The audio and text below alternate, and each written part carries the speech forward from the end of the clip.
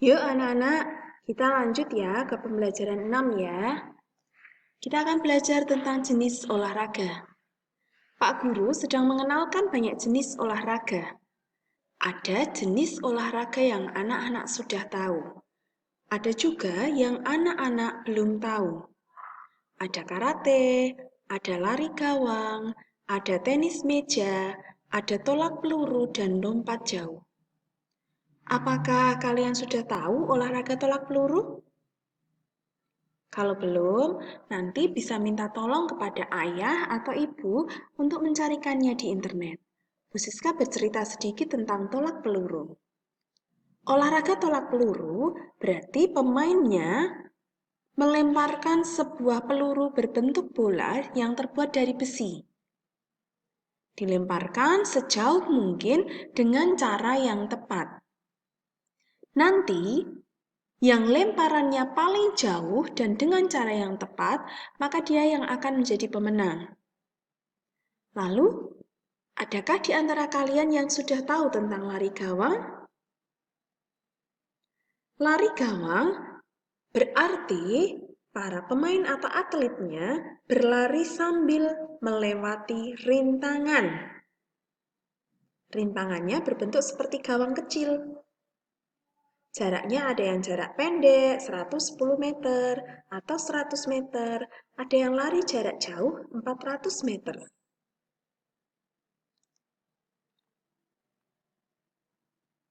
Nah, ini dia. Ada macam-macam olahraga. Tugas kalian adalah menempelkan di kotak yang tepat. Ada gambar sebelumnya di sini. Nah, Bu Siska memperkenalkan saja ya. Ini ada gambar olahraga karate. Yang ini tenis meja, ini tolak peluru, ini lompat jauh, dan yang terakhir adalah lari gawang. Nah, di sini ada kotak-kotaknya. Kalian bisa berlatih menempelkan gambar yang sesuai di dalam kotak. Jangan lupa terlebih dahulu fotokopi dulu buku siswamu.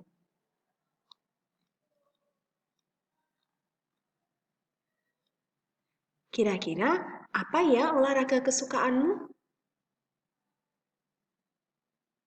Lalu, bagaimana caramu melakukannya?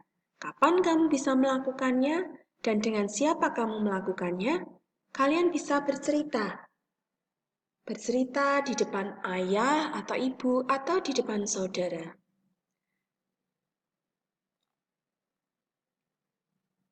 Ini adalah olahraga kesukaan Edo, yaitu sepak bola. Ayo, siapa yang suka sepak bola? Anak laki-laki biasanya suka sepak bola. Sepak bola. Edo suka olahraga sepak bola.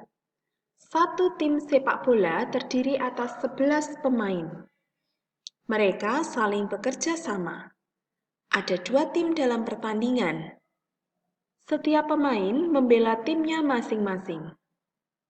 Dalam permainan, tim lain menjadi lawan, tetapi kembali berkawan selesai bermain. Yang menang tidak boleh sombong, yang kalah tidak perlu sedih.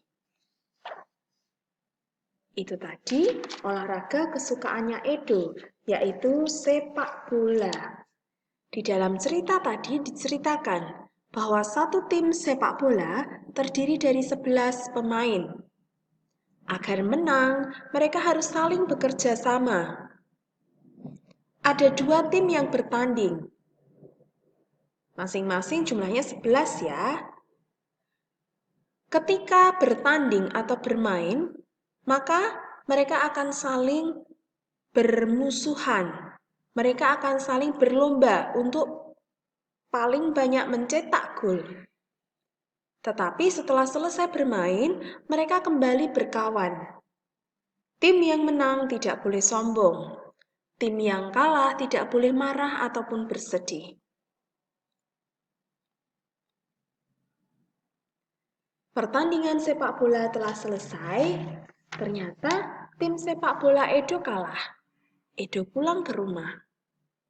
Lihat, ini timnya Edo, mereka mengalami kekalahan.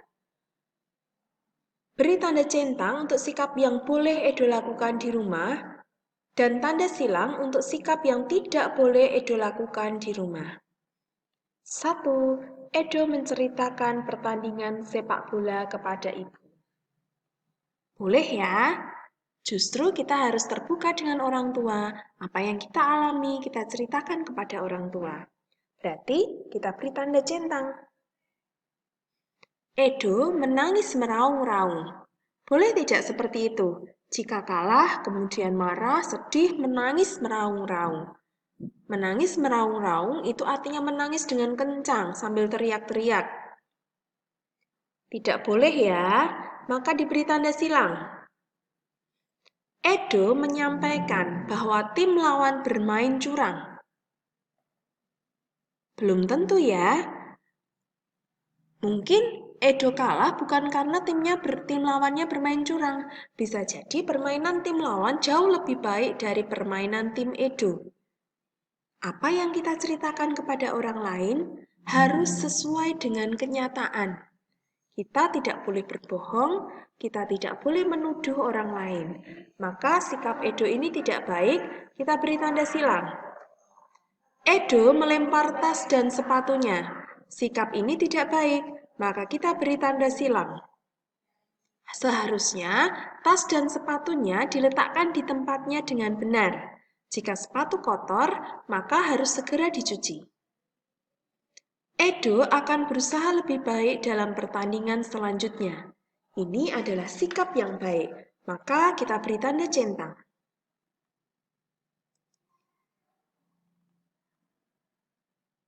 Nah, anak-anak, kira-kira bagaimana sikapmu jika suatu ketika, suatu hari, kalian bermain sepak bola lalu timmu kalah?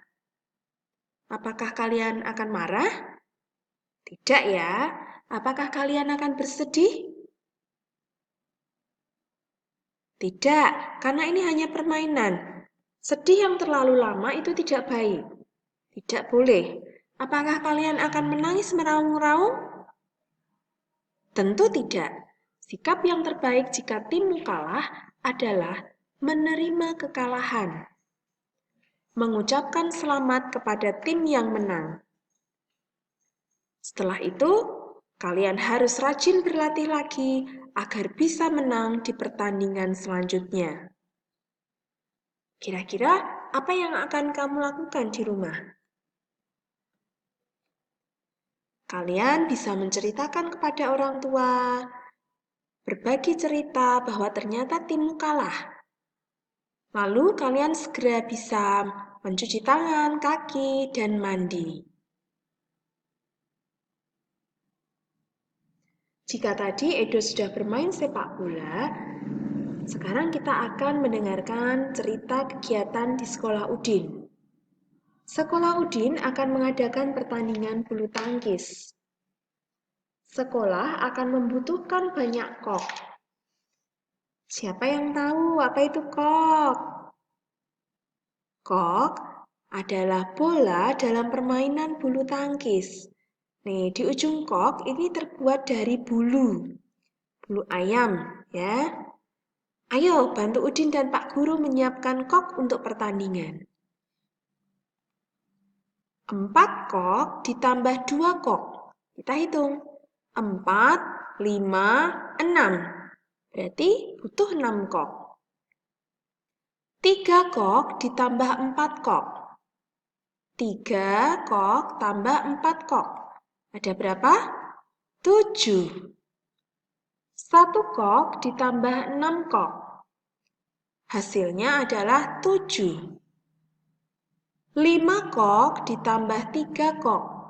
Hasilnya adalah 8. 2 kok ditambah 6 kok.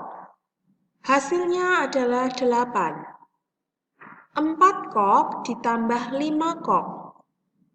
Hasilnya adalah 9. 6 kok ditambah 3 kok. 6, 7, 8, 9. Hasilnya adalah 9 kok. 5 kok ditambah 5 kok. 5, 6, 7, 8, 9, 10. Hasilnya adalah 10 kok.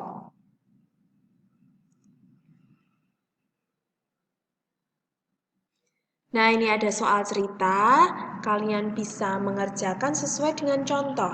Contohnya seperti ini. Dayu membawa 3 kok untuk bermain bulu tangkis. Lani membawa 4 kok. Berapakah jumlah kok yang dibawa Dayu dan Lani? 3 kok dan 4 kok sama dengan 3 tambah 4. Sama dengan 7.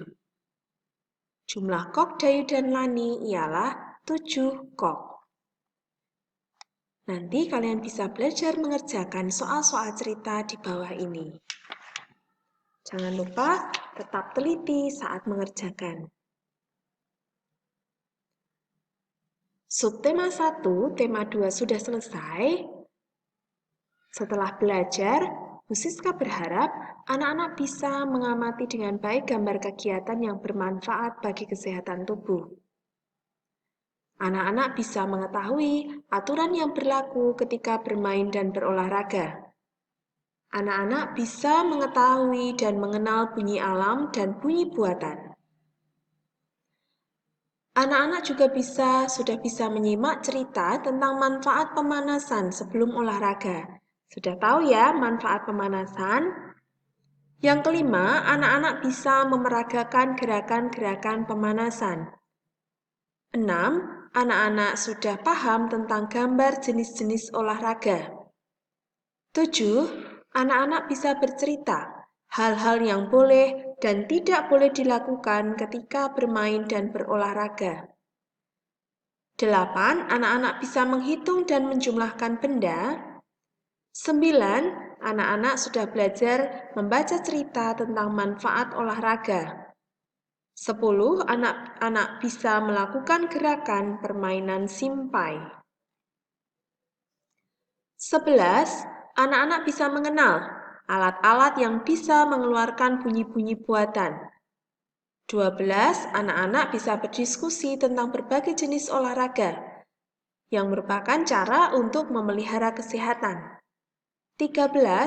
Anak-anak sudah bisa menghitung dan menjumlahkan benda. 14. Anak-anak sudah mengamati teks tentang beragam jenis olahraga. 15. Anak-anak mendiskusikan hal-hal yang harus dan tidak boleh dilakukan ketika berolahraga. Dan yang terakhir, Bu Siska harap anak-anak sudah bisa menghitung penjumlahan dengan soal cerita. Demikian pembelajaran kita di subtema 1 sudah selesai. Terima kasih sudah menyimak dan mendengarkan dengan baik. Berkah dalam.